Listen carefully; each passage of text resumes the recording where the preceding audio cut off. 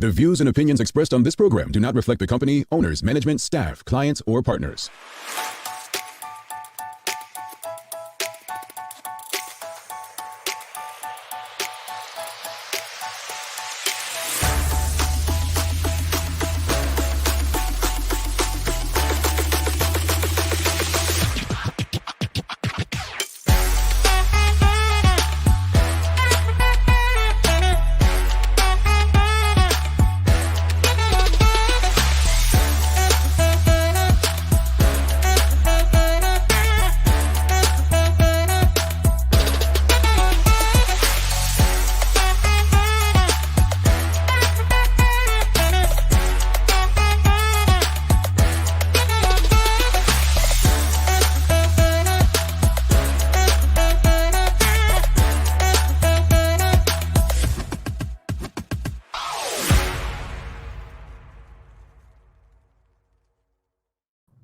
It's Wednesday, the 8th day of November, 2023. Welcome to Bermuda's Daily Talk Show. It's the Daily Hour brought to you by the BAC Group of Companies, Medical House Lindos, and People's Pharmacy. I'm Jamel Hartman, and guess who's hosting today and not just doing a news break? Maya Palacio. It always feels so strange coming up here first in the morning. Well, I mean, since Sancha and Sherry ditched me and, Larry's not talking to me. He put me in my place about 10 minutes ago. Did he? Literally. You didn't see I was backstage and I was talking. Yeah, he put me in my place. So I'm very transparent.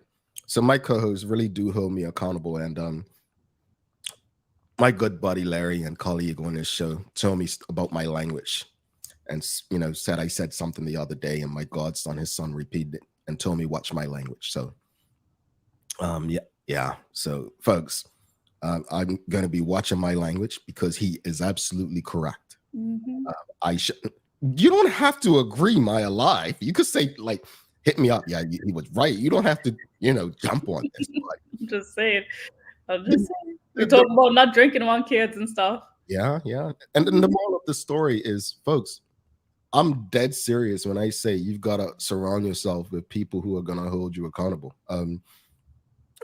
Because if you're not around those kind of people, you're never going to improve. You're never going to become a better person. You're never going to know the things where you're falling short. So there's no anger when they tell me, and I should be telling them as well. So that's how we're supposed to operate. So hopefully anyone that feels that way could say to someone they love or, that's in their life, hey, you know what? That probably weren't a good thing. Just be, more mindful going forward. That was definitely not part of the conversation today, but it just, came to mind.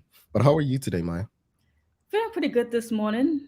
After, I guess you'd call it a decent sleep, but I know it's been a lot going on and a lot to think about, a lot bringing back. I think this conversation today is very, very relevant to everything that's been going on. And yeah, indeed. I'm really looking forward to the conversation.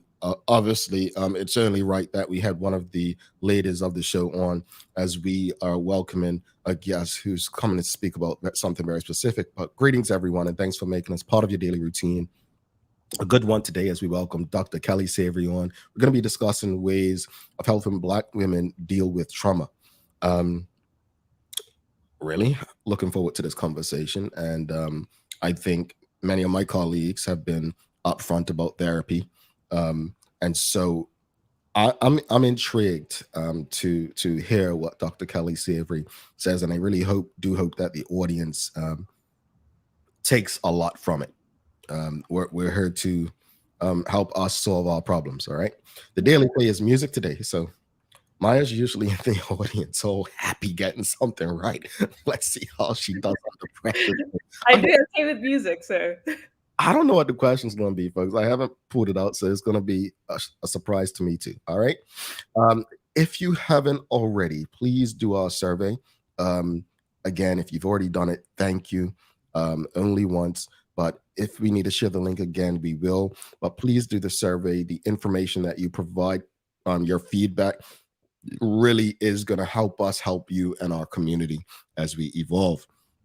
But don't forget to subscribe on our website, follow us on all of our social media channels to stay up to date with all that we have going on. Help us grow beyond the mic as we do our part to continue to improve the community. let me say this before we jump into today's conversation, because we just spoke about accountability.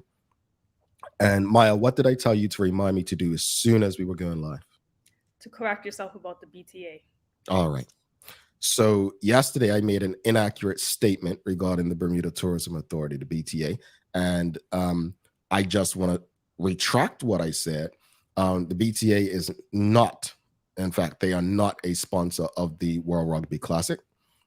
They actually just promoted it on their website, is what I saw. So sending apologies to the BTA. And again, for anyone who was tuned in, the Bermuda Tourism Authority is not a sponsor of the World Rugby Classic. You can view their sponsors on the website, but I was wrong yesterday when I said that. And so, they probably won't accept my apology anyway, but this is neither here or there. You apologize. Well, okay, I'll do it. I'm sorry. All right. Larry Schreitz, Suzanne Hingham says, she says, Jamal, humble, accountable, integrity. That is awesome, Jamal. Thank you. Let's jump into the conversation though, Maya. Again, the discussion is probably going to be a bit shorter because we do have a guest that we want to ensure that we have a lengthy convo with the important topic that it is, trauma and Black women. But in the throne speech, the governor, as she was reading, mentioned Bermuda becoming a full member state of CARICOM, the Caribbean Community. And I remember after the Bermuda Progressive Labor Party won the government for the first time in 1998, Dame Jennifer Smith moved forward with Bermuda becoming an associate member of CARICOM. So CARICOM, off the top of my head, is a bunch of countries, mainly in the Caribbean. Geographically, not all of them are in the Caribbean, because it can be argued that Bahamas and Turks and Caicos are not in the Caribbean, though on the outskirts. I believe Guyana and Suriname, which are South American, if I'm not mistaken, are also a part of it. So I know the name CARICOM, Caribbean Community, people may be jumping saying, well, Bermuda's not in the Caribbean. I kind of don't think every country is there. But the premier has mentioned, again, well, in the throne speech, it mentioned about Bermuda becoming a full member of CARICOM. So the question of the morning is going to be straightforward. How do you feel about Bermuda becoming a full member of CARICOM? How do you feel about that? Do you think it can be beneficial to Bermuda? Do you understand what it actually means? I just want to say this because I have a habit, and I know it's probably not good for my mental, but I have this thing where I like to go to comments on stories just to see what people are saying, right? And I went under the comments yesterday, and it might have been deleted by now, but there was someone that wrote something so derogatory in terms of, it was to the effect, yeah, it might be going, folks, but when you look at the CARICOM nations, that's what this PLP from 98 until now has created for Bermuda. And I have a problem with that statement for various reasons. I'm not going to sit here and say that our economy hasn't gone backward since 1998. But to act like these countries, which are mainly people of color, as people like to use that term, are so much worse off, and all we're doing is degrading ourselves. Why can't we be the big brother that's finally doing what we all should be doing when we make it? We're reaching back down to bring others with us. I don't know. What are your thoughts, folks? How do you feel about Bermuda becoming a full CARICOM member? Like, what do you think the benefits are? Is it just more fluff from the government? How do you understand it? I mean, is this something that you believe should be of interest? Do you believe it's something that should be of importance? What are your thoughts? Maya's not happy about this one. I don't know. Well, from what I know about CARICOM and like where Bermuda's at right now, as an associate, we kind of can't decide on anything, but we're allowed to be in like the meetings and be in the space. Mhm. But I guess moving to being like a full member, then we can like have a say in decisions. At the moment, they have 5 associate members in there, I believe, and also the fact that we would also need to get permission again from the UK to become a full member as well. Mhm. So it's a lot. I'm trying to figure out exactly what areas it'll benefit us in, because I know they focus on a lot of different things. Like I'm on the website right now, and they Mhm. focus on a lot of climate, security, culture, education, agriculture as well. So maybe it's just a surplus of voices and more information and different people in the room who may be going through things that can assist and adjust with others inside this unit. But that's basically all I know about it. Yeah, I'd like to hear from the audience because I honestly don't. I can read the website all day. I can read what's been reported. It doesn't give me an idea of how it would improve the lives of Bermudians. Like, does this mean becoming a full member? Would it mean that Bermudians can freely go about the Caribbean and work in different countries and vice versa? Like, would it help with immigration and grow the population with people from different areas in CARICOM? Like, what does it mean? That wasn't stated during the briefing about any of that could be provided. And the only thing that I saw on the Gazette was that it would, again, give us an opportunity to have a decision-making vote or something instead of just Mhm. being there in the room. So potentially. Yeah, this is an interesting one, audience. This is an interesting one. And the silence of the audience says they don't know either. But obviously, the premier feels is important. The other thing that was really interesting is Bermuda needs the permission of Mother England to Mhm. actually do anything, right? And someone did say, just like the was it what the weed legislation, cannabis legislation, marijuana legislation, whatever it was called, but that legislation, right? Mhm.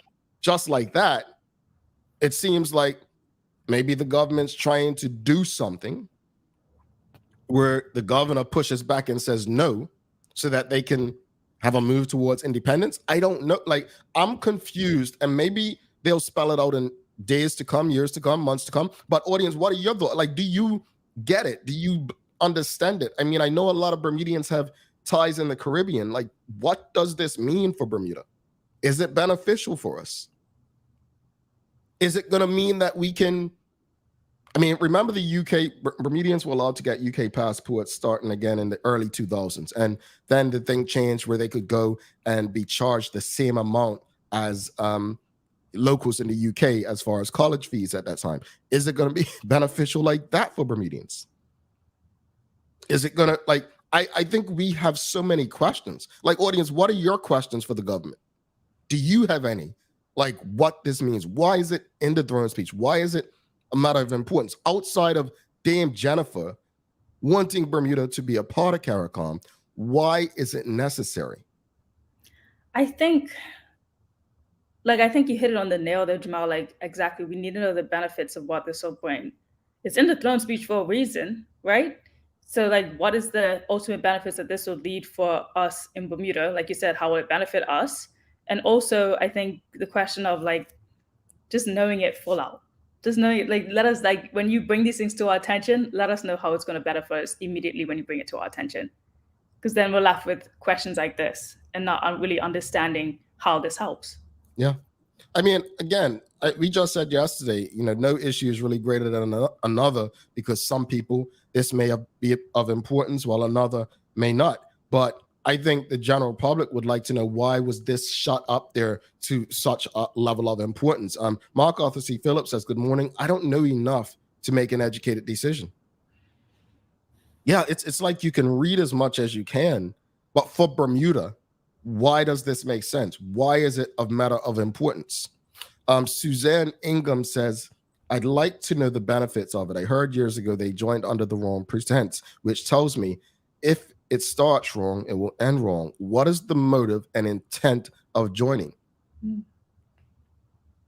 I mean, years ago, did they join just to show some kind of power? Like, we're now have a black government and we're going to make ties with majority black countries. Like, I just don't know. What I want to happen is I would like to see if this is something that the government deems extremely important, then they would have town halls or like information getting out to the people of why it's important and how it benefits the general public.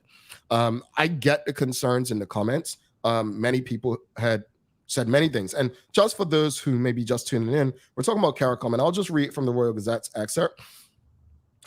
Basically, CARICOM, as Maya mentioned earlier, is a grouping of 20 countries, 15 member states, and 5 associate members. Some 16 million citizens, 60% under the age of 30, and from the main ethnic groups of indigenous peoples, Africans, Indians, Europeans, Chinese, Portuguese, and Javanese. The community is multilingual. The English is the primary language, with French and Dutch and variations of these, as well as African and Asian expressions, stretching from the Bahamas in the north to Suriname and Guyana in South America. All members and associate members are island states. While the states are all relatively small, both in terms of population and size, there's also great diversity with regards to geography and population, as well as the levels of economic and social development. So that's pretty much what it is. As Maya mentioned, for Bermuda to become a full member, they'll have to get a letter of entrustment from the UK government that was needed to allow them to become an associate member, and would need another letter allowing full membership, and Montserrat, according to the Royal Gazette, received that. So I think this is a valid question, and it should be of our concern, right? What does this mean? Does this mean we'll have the same benefits Bermudians enjoy in the UK in CARICOM nations? And what does that mean for immigration for Bermuda, right? Is the government being strategic? They said, what is it? They need 8,400 people, right? Are they looking at people from CARICOM nations to fill that void? Okay. Yeah, that's a good question. And I'm looking on the page now just to see, like, okay, what do they do?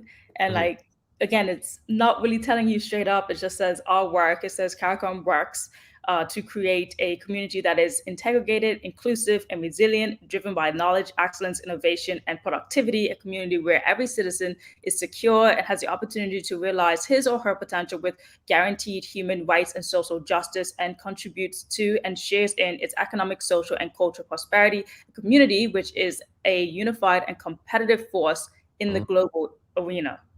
So not really pinpointing exactly what their work is, or the feeling. I was browsing Twitter, well, X, yesterday, and I'm glad someone in the audience saw this too. Charles H. Jefferson II says, questions, how much will this cost us? According to an X post, it might be related to Carib coin, a Bitcoin plan. Is this the reason? And I did come across that post, and I did wonder, could it be something tied to that? We don't know. I mean, Charles with his questions. I think there are a lot of questions. Suzanne Ingham says, I'd like to know the benefits of it. I heard years ago they joined on the we read that one already. I'm sorry, Suzanne. She says, if it's important, then why hasn't the government given all sides, good, bad, and ugly, of joining? Shouldn't we, the people, have that choice, since it's the big issue? It's that big of an issue? Well, Suzanne, I mean, we don't really find out things until we find out. So I don't want to speak for the government in this respect, but I'll say this much. As I said earlier, I do hope that they can express to Bermudians and Bermuda what they believe the benefits are. Let's ask a question though. Yes or no, audience? Just a yes or no. Do you believe Bermuda should be a full member of CARICOM based on what you know or what you don't know? Yes or no? Or just put, I don't know. But yes or no, do you believe Bermuda should be a full member of CARICOM? Yes or no, based on what you know or what you don't know? Maya? I don't know. And I think it's going to be a lot of I don't knows because we don't know much. And it's just like, okay, we know we've been an associate member. I don't even know what that has brought benefit to us other than being able to sit in the room and listen to discussions and not actually have a voice in saying anything like a full membership would. But I don't even know what these discussions have been. So I feel like I need to do a lot more digging. Well, Suzanne Ingham says no. Mark Arthur C. Phillips is asking, I wonder if CARICOM is similar to BRIC, and BRIC is Brazil, Russia, India, China. And I don't know. I mean, BRIC's been around and it's expanding now, so you'll see. Ebony Souza says, I don't think the member states of CARICOM have large enough economies like those countries. India, second greatest population, China, the greatest population, Russia, land-wise, and then Brazil. Like, I just don't know if they have the economic, standing. Ebony Souza says, I don't know, but interested to learn more about the benefits. Sean Smith says, I will wait until consultation process before I give my opinion. So basically, you don't know, Sean. Yeah, I got you. And don't do that, Suzanne Ingham. She says, Jamal, I'm voting you as premier. No, you don't want that. Nope, you do not want me as premier. I can guarantee you that. You all had a problem with Donald Trump, so you don't want me. I'm not talking about the way he spoke crazy. I'm talking about the way he governed. I don't believe in democracy, folks. I don't believe in democracy, as we've been shown it. I do not believe that all people know what's in their best interest. I believe that sometimes leaders have to do what they believe in their people's best interest. Notice what I said, their people's best interest, not their own. Most politicians do what's in their own interest. So democracy gave you Donald Trump. I'll leave it at that. So yeah, feel how you feel about that. Mark Arthur C. Phillips says, I don't know. Larry Marshall says, a great time for us all to learn about the issue. I don't know my answer. I think that's it right there. Let's wrap it up there. I think all of us have questions after this conversation, right? I think it's a great opportunity to find out why this is a matter of importance for the government to put into their own speech. No matter what I've read, I don't truly understand how it would benefit Bermuda and Bermudians, and I'm thinking immigration, some sort of connection.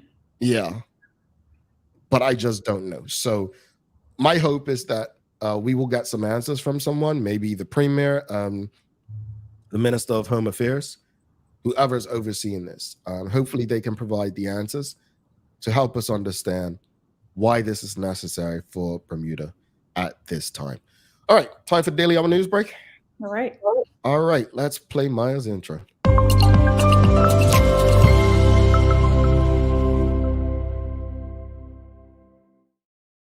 Good morning once again.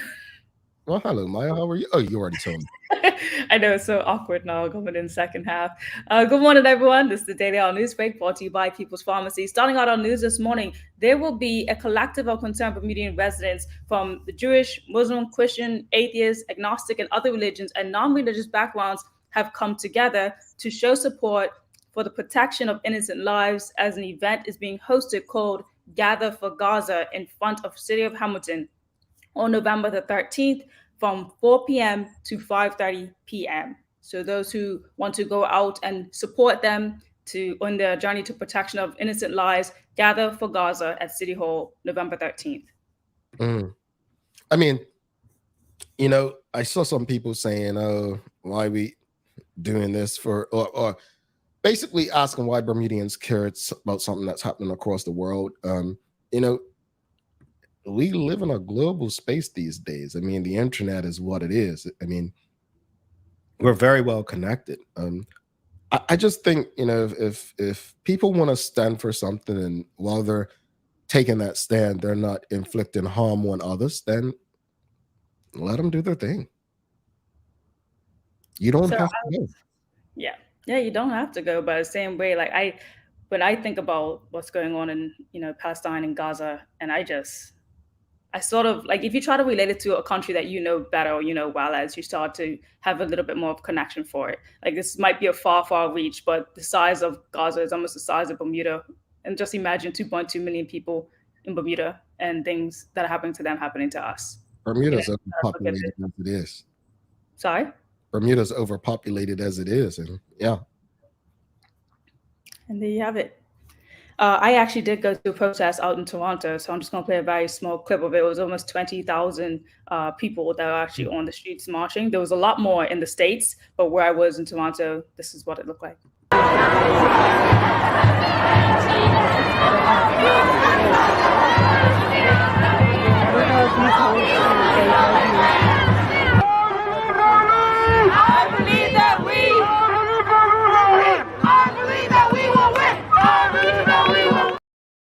So that's a small part of it. You know, I saw on the front page of the Gazette today that the taxi drivers, farmers, and fishermen were going to be out again, right?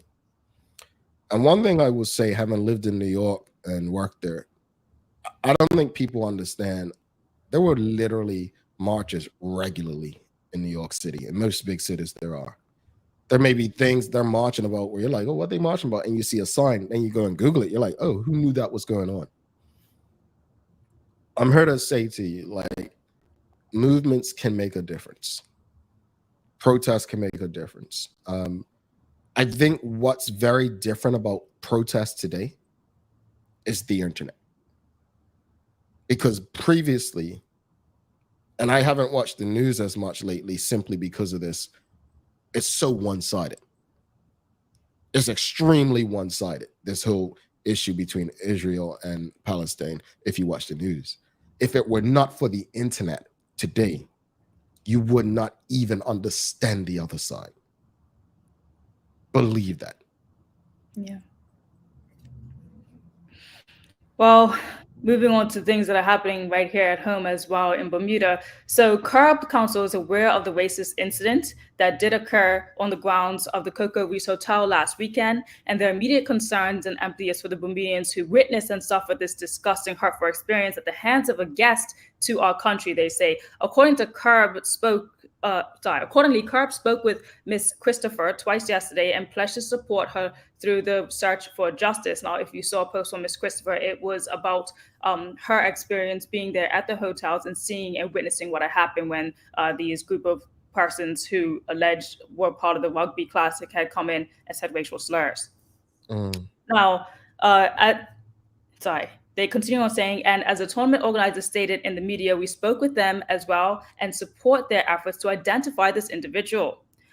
We can therefore advise the public that today, Curb was told that despite their endeavors, the organizers are still unable to identify a person, the team, or even if they were a rugby player. As Curb was told that the person arrived in a public service vehicle, we provided the organizers with an additional avenue to pursue and were told that they will continue to try to identify the culprit.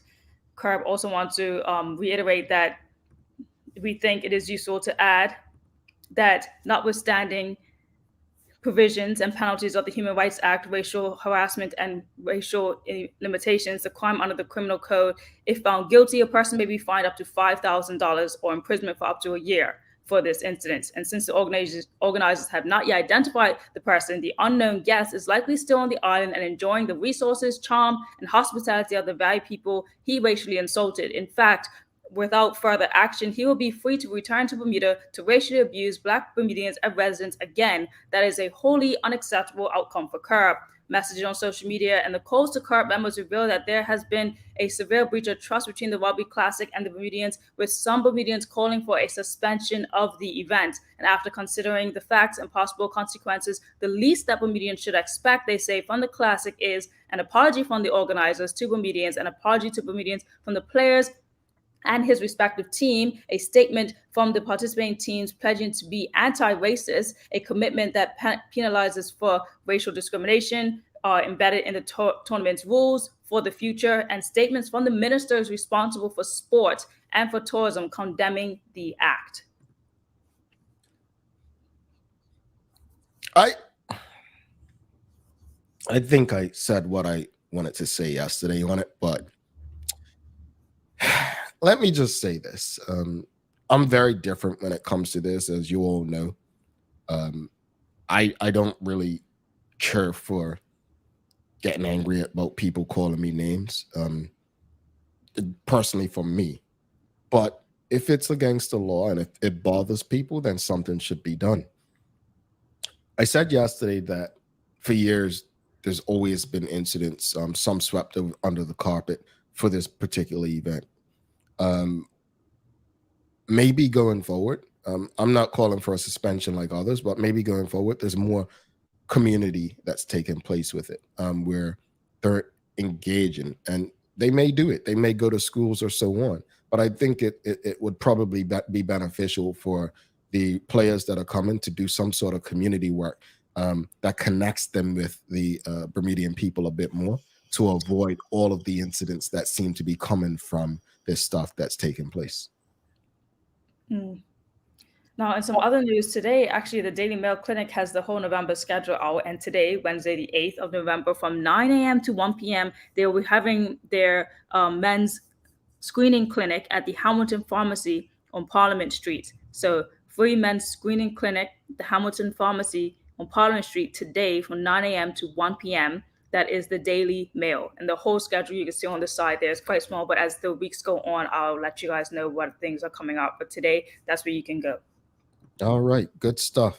Thanks again to them. Yes. And like Jamal said earlier, the World Gazette did actually put out that representatives from the industries claiming government policies are damaging their livelihoods are planning a third protest. So that is the fishermen, the farmers, taxi drivers, and holiday rental owners, as well as some educational stakeholders as well, will stage the event in December. So it's going to be in December. The details have not been finalized just yet, but the third protest will be in December. All righty. March on. Mm-hmm. And in sports-related news, did you do the New York City Marathon, Jamal? Oh, that was a serious question. Well, the marathon, if anyone doesn't know, it's 26.2 miles long, which is very, very long, and quite a long journey, and more than 51,000 people actually participate in this. Well, according to Island Stats, 5 athletes flew the Bermuda flag during the competition in the New York Marathon, and the first Bermudian person to hold the flag, you might know these names, was Dustin Luck. Dustin Luck was the first of the group to cross the line. He finished at 1,848th place. Now remember, it's over 51,000 people running this. So to finish that high up, that's really incredible. So he placed 1,848th. Then Manuel Lopes was second, clocking another time, but he finished in 9,000, around the 9,900 mark.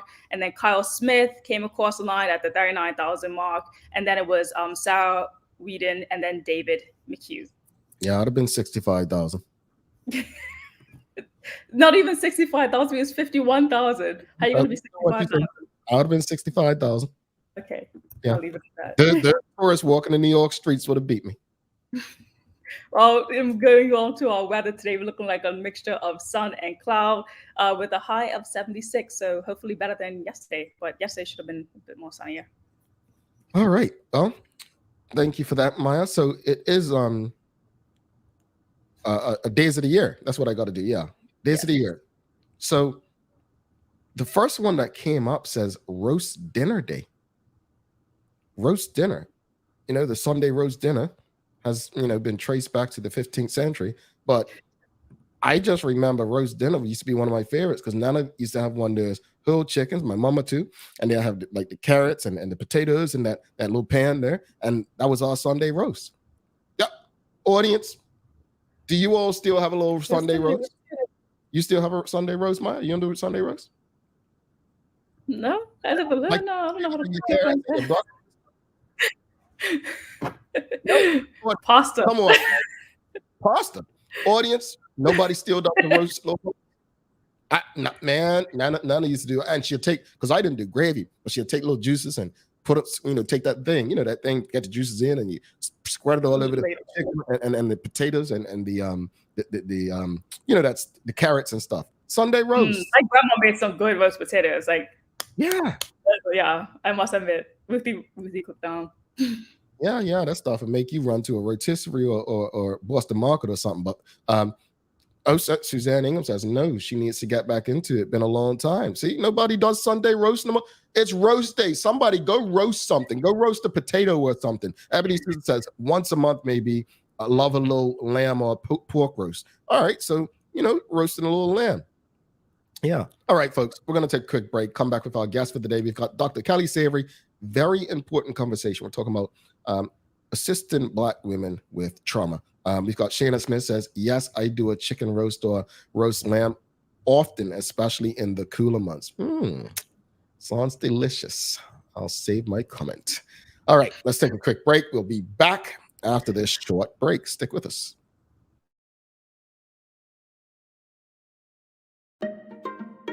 People's ACW, located at King Edward VII Memorial Hospital, carries over-the-counter medicines, toys, cards, and even toiletries. Our knowledgeable staff are there whether you're at emergency, visiting family, or a member of BHB staff, to show you our best even when you're feeling your worst. People's ACW, we're here for you.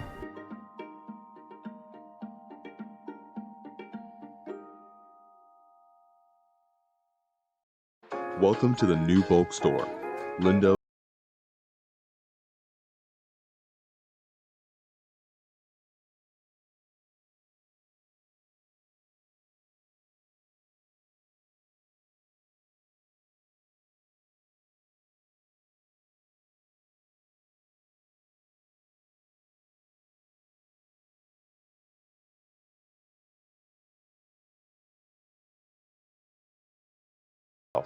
Hi there, welcome to Medical House. We're located at number 6 Bakery Lane. I can't wait to show you all of the great stuff that we carry. Come on inside, let's see. Let's kick it off in the footwear department.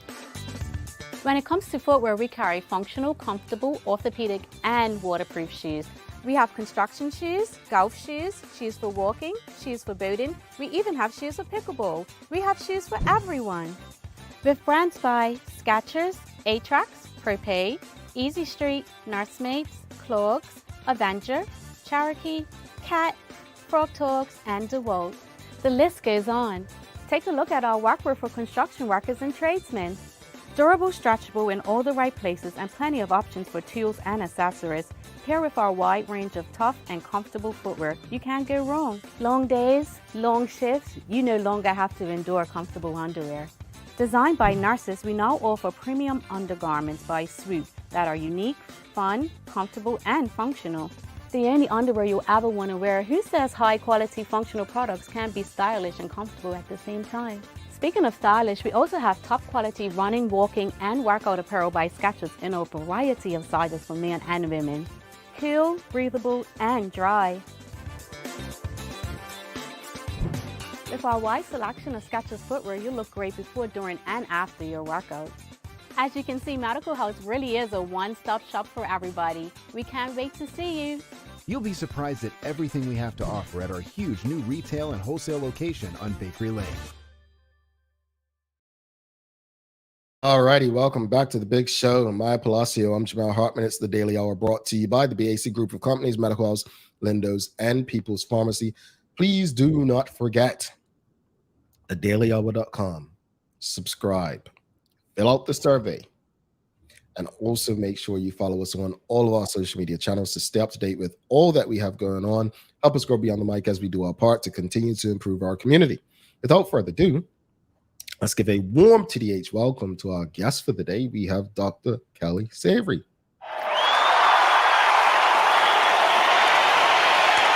All right, calm down. Hello, madam. Greetings. How are you? Hello, I'm okay. Good morning, everyone. Well, first off, I hope you've enjoyed the conversation backstage. Maya was on her best behavior today, so no cussing and carrying on like normal.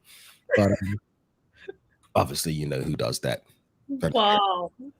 But Dr. Savery, thank you for doing this.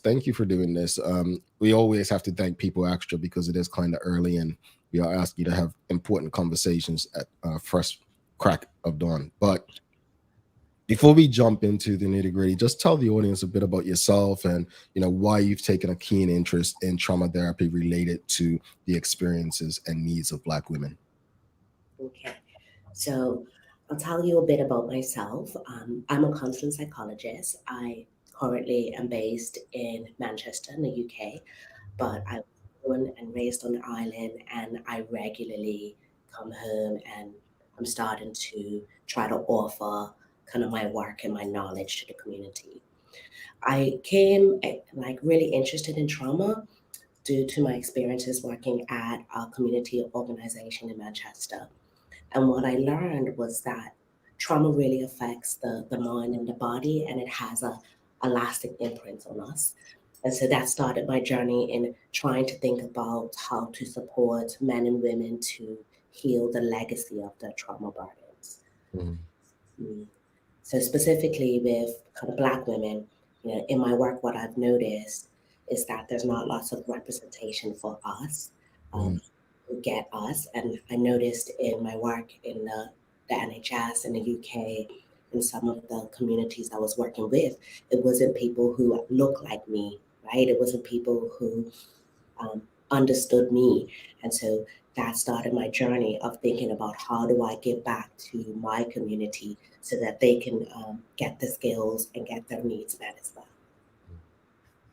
Amazing. I really love that because it's so much easier to feel a little bit more comfortable when you see someone who looks like you and understands you. I feel like I had that experience when I went away to school and all my teachers were white, and that was a new experience for me because all my teachers were Black. And so it was this very hard, trying to understand each other. So thank you for the work that you're doing. I guess my next question actually would be like, what are some common traumas that you kind of address for Black women? Like, is there anything that's like very much like common to all of us?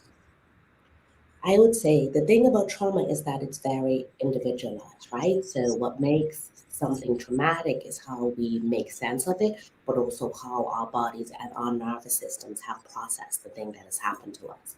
So with that, it's very nuanced. But at the same time, when it comes to working with Black women, some of the things that I've supported people through is maybe rape, sexual assault, kind of thinking about racial trauma, oppression in the workplace, thinking about accidents that they might have been through, thinking about traumatic births, thinking about how do they get access to the proper health care and support. So it's a range, and it's so different for everyone. Being out there in the UK, what is like the typical age range that you'll normally help? Is there one? Well, I used to work with kids, but what I found was that for me, it was too difficult in terms of the lack of ability to have responsibility and accountability of their actions because, it's dependent on a system and on a parent. So I tend to work with people who are over the age of 18, and the oldest woman I've ever supported was about 85. So there's a range, and I think that is fantastic. But also, I think it's a real understanding that trauma affects people differently at different life stages. Because it's something that is constantly kind of we're adapting to and responding to. And real quickly, audience, if you have any questions or comments for Dr. Savery, please send them through. Yeah. Can you also talk a little bit about, I guess, how you create that safe space for Black women to come through? Because there's such a huge stigma, right, about, just Black people in general trying to get help, especially mental help. So when it comes to like getting to you and getting people to actually come to your practice, I mean, how do you offer up that safe space? How do people come to you, or do you go to them? I think that's a really important question because living in this oppressive and kind of racialized world, I think a lot of us don't know what safety actually is. And so that's the first thing is that, helping people understand what safety feels like in their body and in their minds. And that in itself is part of the work. So for me, being able to offer and create it, it's about trying to be myself, learning how to be kind of predictable and consistent in what I'm able to offer. Trying to use my own experiences to help people understand and make sense of what they've went through. And really kind of working on building a relationship and a connection with others.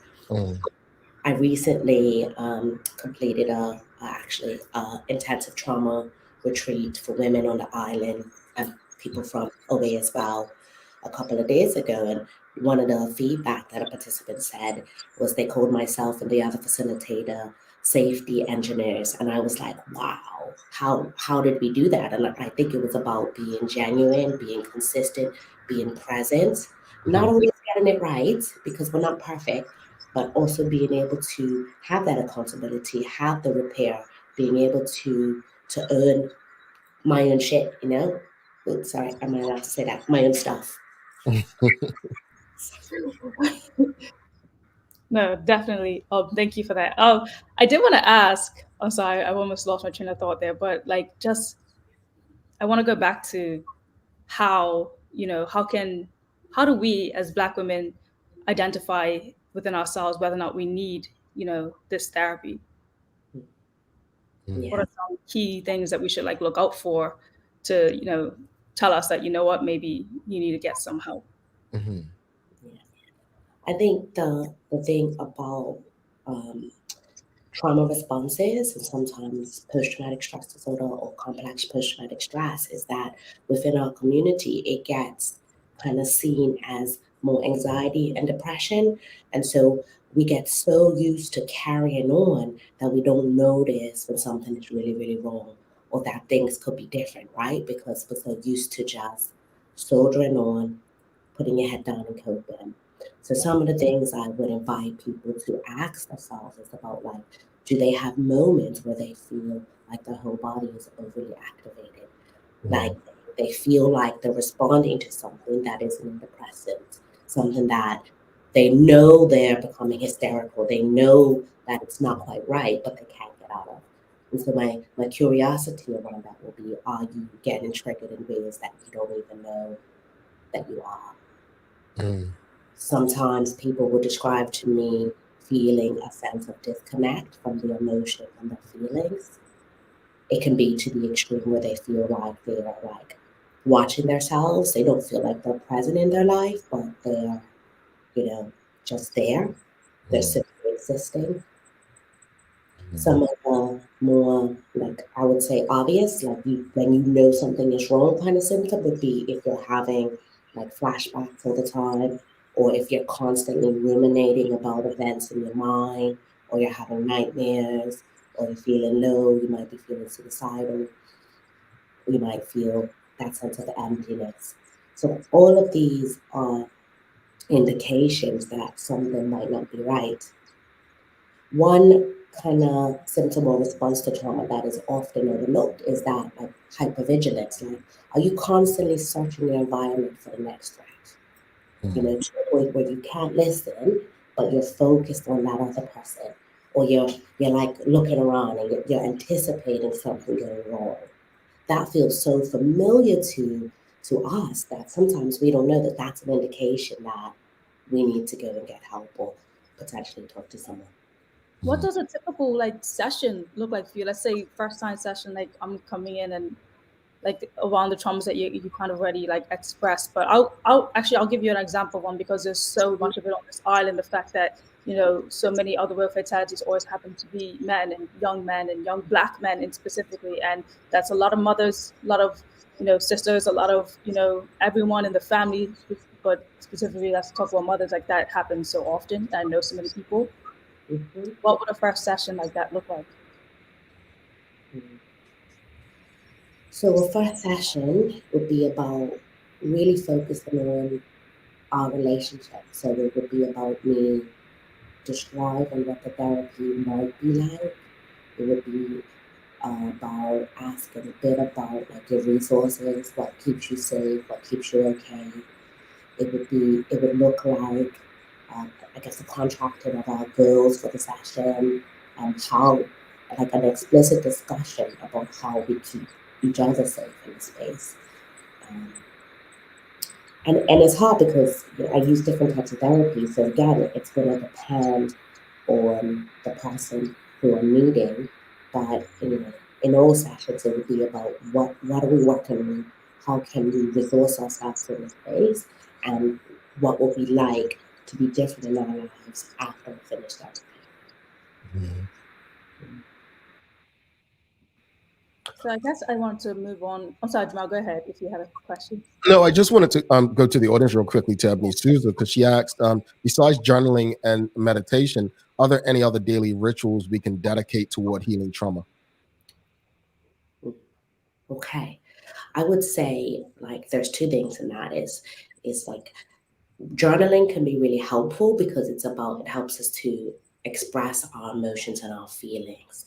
One of the things I would invite you to be cautious about is how much detail you're narrating or retelling your story, because sometimes we get into a place where instead of journaling about the impact, our responses, and our emotional feelings, we journal about the events and we story tell, and then we end up reliving it. And so, in a sense, my caution with the type of journaling we do is we don't want to re-traumatize ourselves by constantly re-experiencing it. Because the thing about it is, to our bodies and our nervous system, imagining an event, writing about it constantly is the same thing as it actually happening. So, my wondering question is, when you're journaling, are you focusing on the impact, your expression, what you do next, or do you focus on storytelling? So that's one thing. Again, with meditation could be helpful, thinking about like how you do it and adaptation so that you're staying anchored and grounded in the present. Yeah, I didn't even think about that. So what's like a question I guess we can ask ourselves before we journal to help us stay on the right, path? The question I would ask myself is,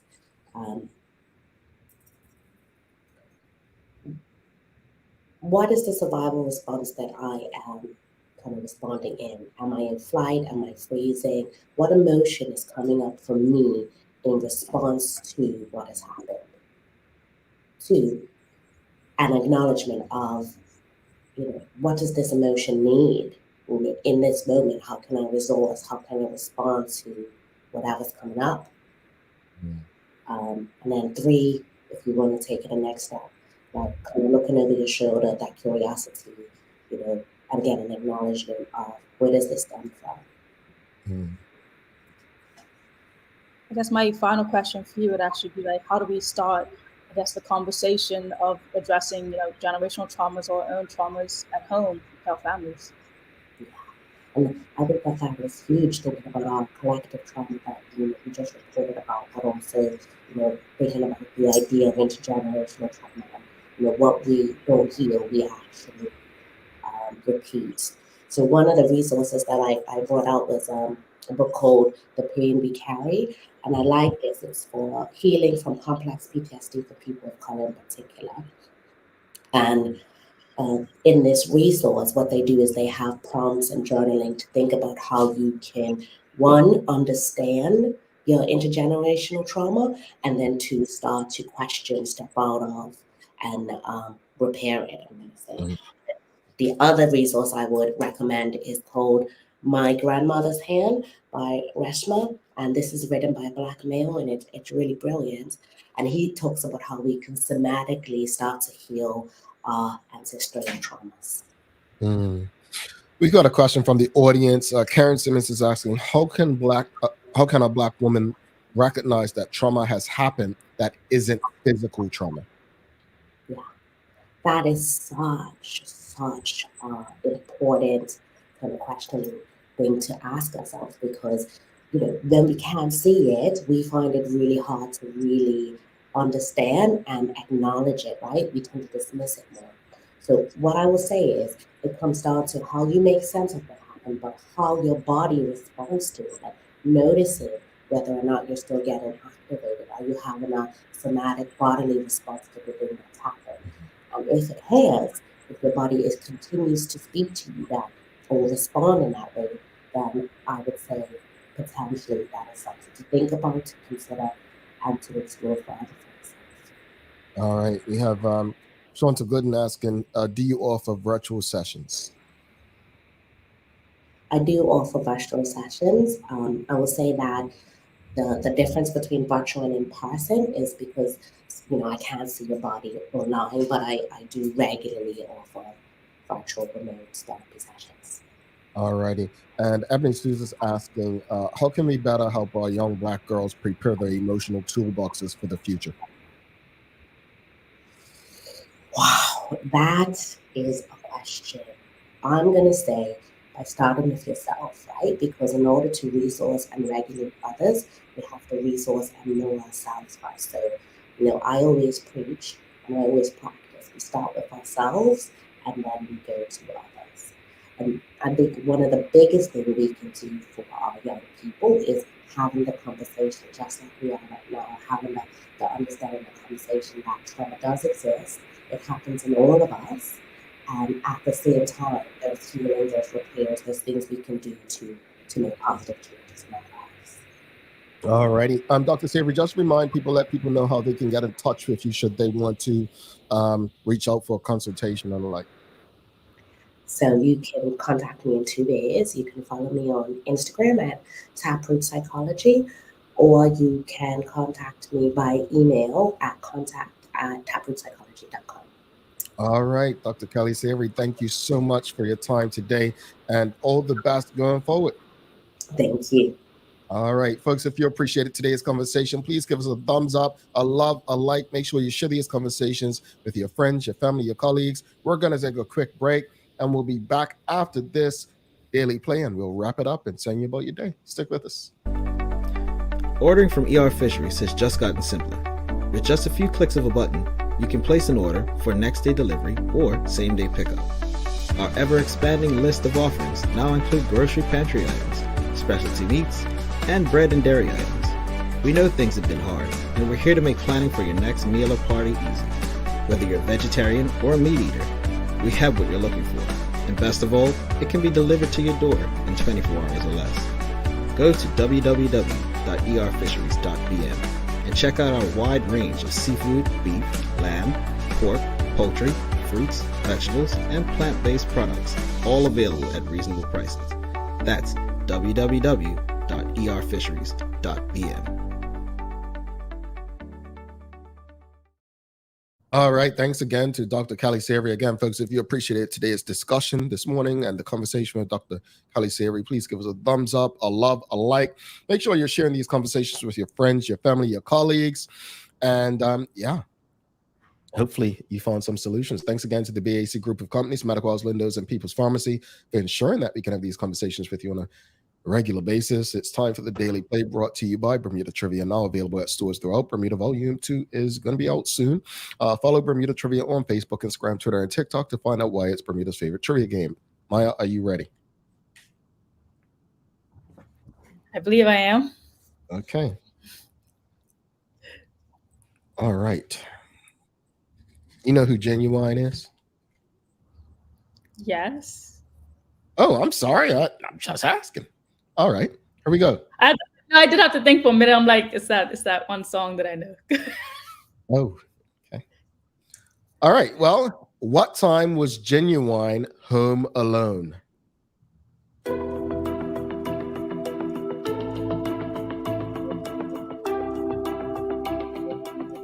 Yeah. Hmm? Yeah. 5, 6 p.m. I don't know this one. Audience, no one knows. No one can help her, huh? The question was, what time was Genuine home alone? Dinner time? Lunchtime? I don't even know what song this is from. But I only know one song. The answer is 9 o'clock. I would have got to it eventually. Yeah, I don't know what song that's from. Anybody knows what song that's from? Someone said Midnight. Mark Arthur Phillips, Stacey Ann Brown said 11:30.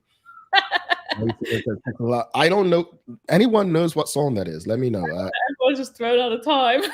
Yeah. All right, let's wrap it up. Final thoughts. This morning's discussion, CARICOM, and then our guest, Maya. What you got?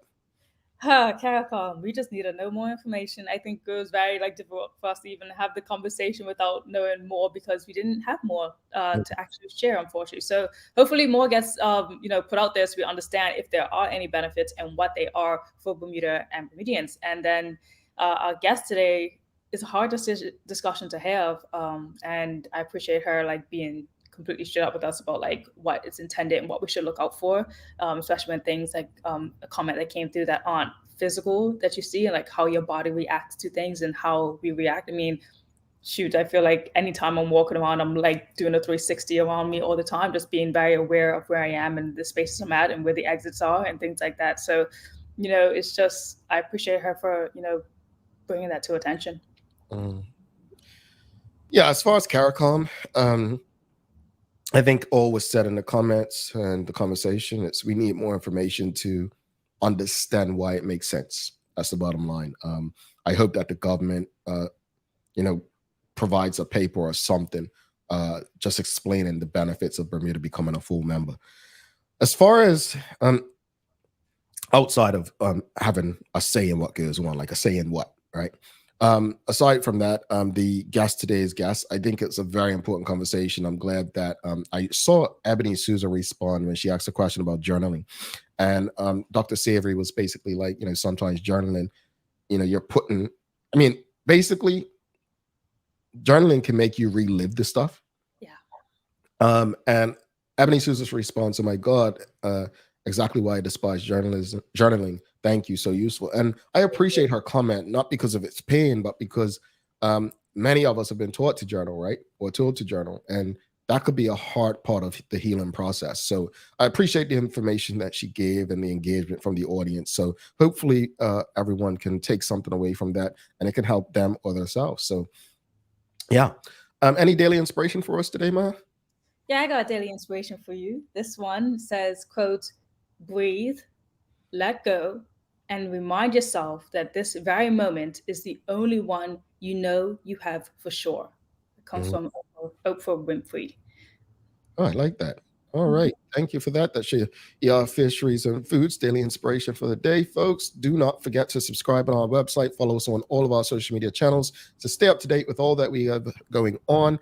Help us grow beyond the mic as we do our part to continue to improve our community. Thanks again to our partners, the BAC Group of Companies, Medical House Lindos, and People's Pharmacy for ensuring that we're able to do this with you on a daily basis. As always, we appreciate you, we love you, and we thank you for making us part of your daily routine. If all goes well, we'll be back to do this again with you tomorrow. She's Maya Palacio. I'm Jamal Hartman. Please do make it a safe and a great day. We are out. Peace.